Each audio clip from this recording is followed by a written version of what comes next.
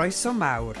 My guest on episode 5 of the Leanne Wood podcast is someone who can teach us a lot about building a movement. The vast majority of our social gains have come about because of the strength of a movement of people. Building alliances, being united, pulling together towards common goals, that's what wins in politics.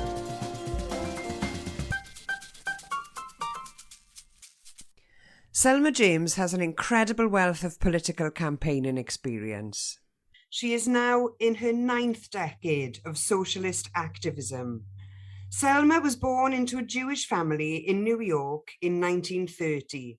She married the famous cricket commentator and Marxist black thinker Selma James, and they moved together to the UK in the 1950s when he was expelled from the USA under the McCarthy purges. She's played an important role in anti-racist politics. Selma is working class, and from a young age, she could see how women's struggles from her class, our class, the economic struggles providing work for free in the form of care and housework was ignored by feminists who were more keen on working on industrial childcare and careers.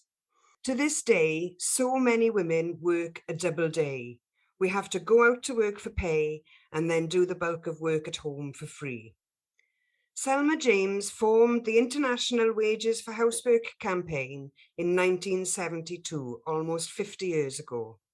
That campaign is now the Global Women's Strike, and it's a campaign that has seen many successes in many countries since it was started. Can I start by welcoming you to the podcast, Selma, and asking you firstly to tell us about the campaigning work that you've been involved in over the years and what you're working on now? Oh, thank you. I'm really glad to be here and really delighted to be questioned by you because your questions will be clever. I joined the Marxist movement, the socialist movement, when I was about 15. We were always aware of the movement, and the movement of the 30s was very big. It was massive. It was anti-racist. There were things about it that were anti-sexist too. And it was a working class movement to form trade unions. A lot of men were out on strike, but often the women were there making sure that they ate regularly.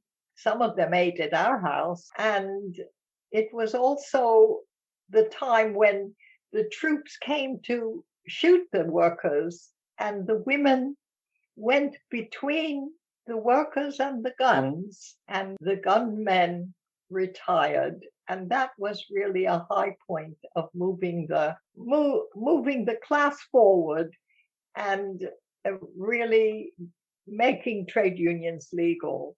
Well, I wasn't in any of that. I was in one of the households that was involved in that, and I got my basic education there. And so by the time I was 15, I was ready to join a socialist organization and be part of the movement in my own name. It took me a while to understand a lot because that's the first thing I'd come into the movement to do, was to understand how the society actually worked and how we could change it. And I spent a few years at that, just absorbing what was known and what was the history. We learned about the abolitionist movement, the movement to liberate the slaves. And I remember CLR, whom I married much later, used to say, they said that Lincoln freed the slaves, but it was really the slaves that freed Lincoln so that he could think better and differently about what the United States was able to do. I plunged into politics really when I went to England. I was 25, and Nello CLR had been deported, as you say, and I joined him, and I was soon involved in the anti-imperialist struggle, which he was involved in. Kenya people were being persecuted because they wanted to be independent. And I was doing typing for them and learning all I could And I understood the world was much bigger than I had known it to be when I was born and grew up in Brooklyn, New York.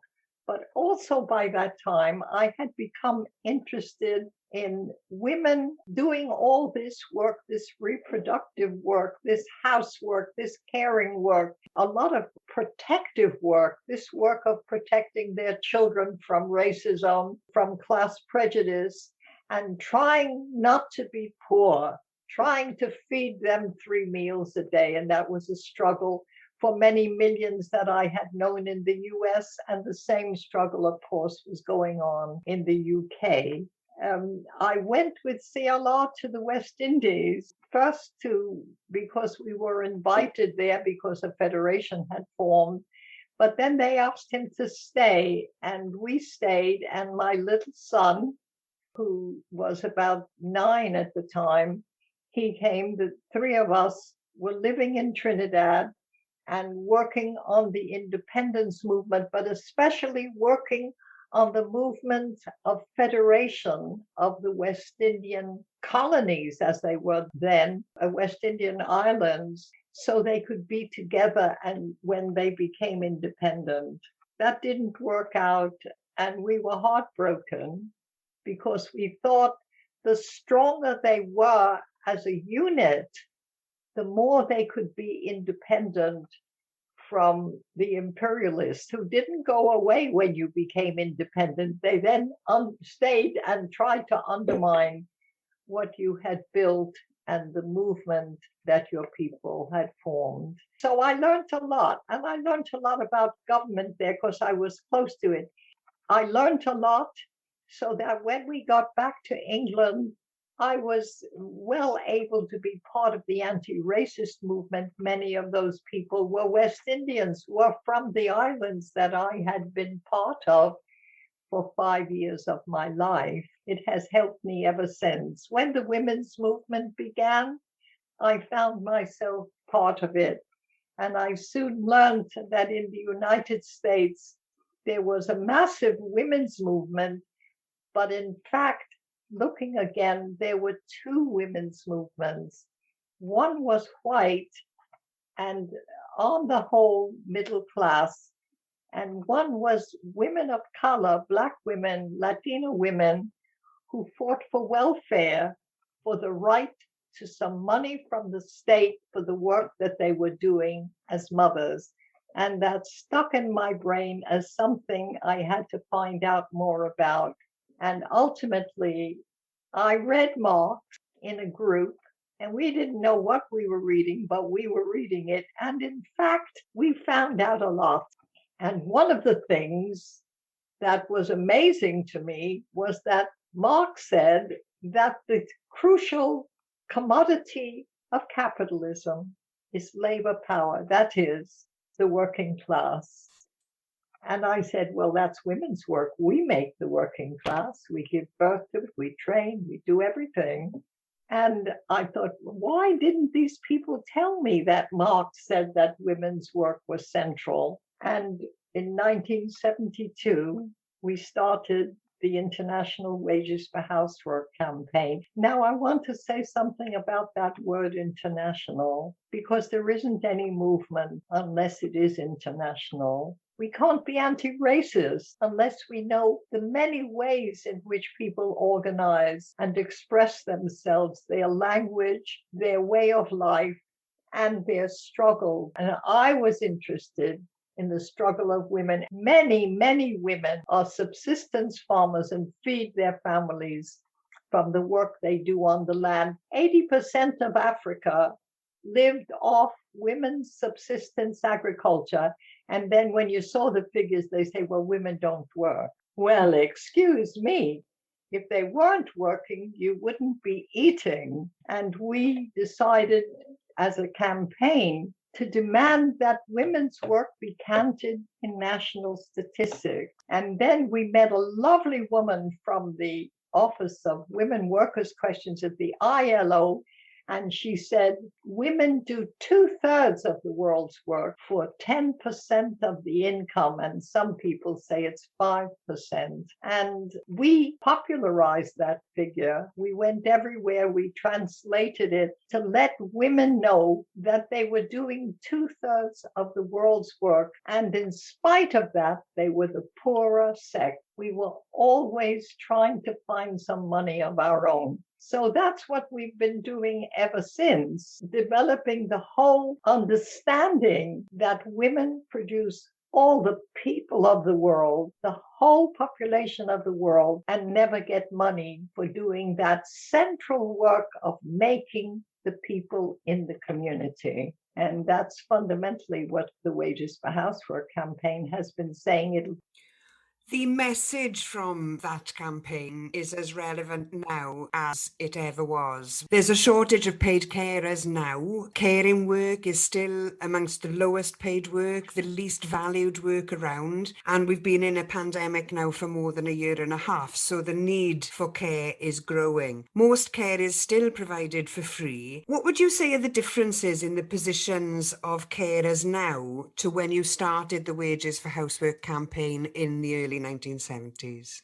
There is some awareness that most women who are mothers are carers, that fundamentally the caring work of the society is done by mothers, whether we are married or not, or at every age. And that has changed. Not that we are caring less, although we have less time to care because we do the work outside the home as well, but people are more aware that when they used to ask women, what did you do all day? They would say, well, nothing. I was just home with the family. But now you can't say that to women. They don't believe they've been doing nothing all day. What have you been doing all day? I've been working very hard, raising my children and taking care of my ailing mother. And my neighbor needs my help because she has a sick child and somebody else has a child with disabilities. And I help them and they help me. And the work of the community is the work women have been doing. And it is the central work of every civilization.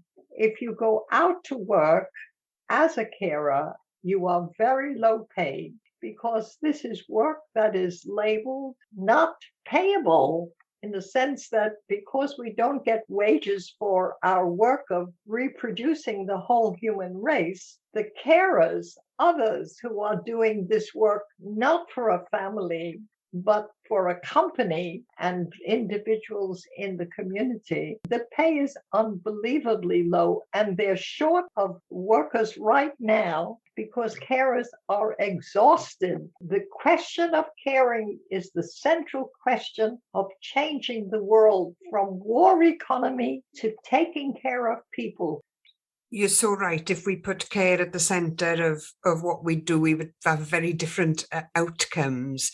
You've always insisted, Selma, on the importance of recognising the various and multiple ways in which people can be discriminated against or oppressed, and how people shouldn't have to choose between being gay or black or a woman or disabled, that our campaigning has to take account of all differences and address the needs of all groups. There have been criticisms of the feminist movement for failing to consider the perspectives of black women or working class women, and the failure to campaign for women to be paid to care for their own children is one good example of that. You've written extensively about this. Can you explain why it's so important to listen to all voices, especially working class voices, and how power can distort campaigning priorities? The first thing is that in the 60s, a number of movements formed, and the first movement that I knew about was the independence movement, where people wanted their own country back. That was the most massive movement that the world has ever seen, and largely peaceful, because when the people got together, there was no saying no to them. Black people formed their own movement, and then women in that movement formed their own movement, and then other women formed their own movement, and then gay men formed a movement, and then lesbian women came out of the gay men movement and formed their own movement, and people with disabilities formed a movement against the exploitation and the demeaning that those of us with disabilities. I saw competition between movements, who was going to get the resources and who was most exploited. And ultimately, I wrote something called Sex, Race, and Class and talked about the fact that every sector may want a movement to express their views, to express their particular needs and fight for their demands, but they were not to be competing with other movements. They had to see their own movement as part of the same movement that other people had formed for their own demands and for their own sector, and that we could be independent of other movements, but open to working with other movements, open to seeing how that other movement can be useful to you and that you can be useful to it. And so little by little, the Wages for Housework campaign began to have within it independent organizations, autonomous organizations of lesbian women, of sex workers, of women with disabilities, who also had connection with men with disabilities, of women of color, of single mothers, that kind of organization which represents the particular demands of every sector that is organizing autonomously and working with other sectors. We work together as different sectors. Nobody leaves out her, and there is a men's group, or his needs, concerns, demands. But there are ways of working together where others want to make demands, some demands with you, and you with them. The differences between you become a power among you.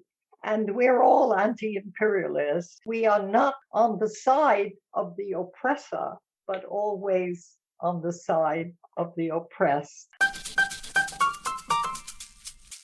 I know that you've been interested in this country for quite some time, and that interest led you to being part of a group that made a short film about women in the Rhondda in the 1970s. And you've also talked about independence more widely, and you've warned about a flag and national anthem independence with the personally ambitious in charge, ready to make a deal. Wales can learn from your experience of international political involvement over a long period of time. What do you think those lessons for Wales are? I can only say, of course, from outside, which means I'm limited. But one thing I've seen, people who, like yourself, and you're rare enough, want to work for the people and support what the people's demands are, have the problem that you enter into a state which is not constructed to get people's views, concerns, and demands and power to get them spoken about, developed, discussed, and then make sure the changes are made that they want made. It's very hard. You have to build a movement that is independent of the state and that is always there making the case of people outside of Parliament. I must say that my experience in Wales and my experience in Scotland, let alone my experience in Ireland, is that England and London in particular, often acts like an imperial power in relation to these other nations. And there is definitely a feeling in these other countries, which is absolutely justified, I find, that they are dominated by London. It's very hard not to be when you are not at the center and not as the richest part of this United Kingdom, which is not that united. What should we be doing now, Selma? those of us who recognise that the struggles of so many people are all connected, what should our priorities be in this climate now, where the right and those who want to keep us in our place seem able to keep growing their support? What we are trying to organize for is a care income. And when we say for caring, we mean for caring for people and for the planet. It's part of the Green New Deal for Europe. The care income, because it's also caring for the land, caring for the soil especially, and caring for the environment generally. We are plundered as workers, but the planet is plundered. We don't want that kind of a world. We want a caring world, and it begins with caring for each other and caring for the planet. We want to be part of a caring society where we too are cared for, and where the animals are cared for, and where the soil is cared for, and where the food we eat is cared for. I think we want another world, really. Another world is the demand. It is possible. Selma, you've spent your entire life trying to help create another world, a different world, a more caring and compassionate world where violence isn't the norm and where people aren't exploited and where people are enabled to do that very basic thing of caring for those that they love, but without having to do that for no recompense. Selma, you've been a fantastic guest on my podcast. It's been wonderful to listen to your voice again. Thank you so much. Diolch yn fawr iawn for your contribution to the Leanne Wood podcast. I'm very grateful that you've let me speak. Selma James is a real inspiration to me. I've learned so much from her wise counsel, and she's been incredibly generous in sharing her experiences with me over the years. Her new book, Our Time Is Now, Sex, Race, Class and Caring for the Planet, is published by PM Press. It's been a real privilege to speak to Selma James on the Leanne Wood podcast. I'd like to say diolch to those who have helped me with this project. Diolch to the team at Audacity, the open source audio editing software used to make this podcast. Diolch to Nick James for the artwork. Diolch to Llewyn Steffan, the creator of the music. And finally, diolch to all the podcast supporting subscribers. I'm grateful to all of you. I'm looking for support to continue to make these podcasts. You can become a supporting subscriber by checking out my Patreon page. You have been listening to the Leanne Wood podcast.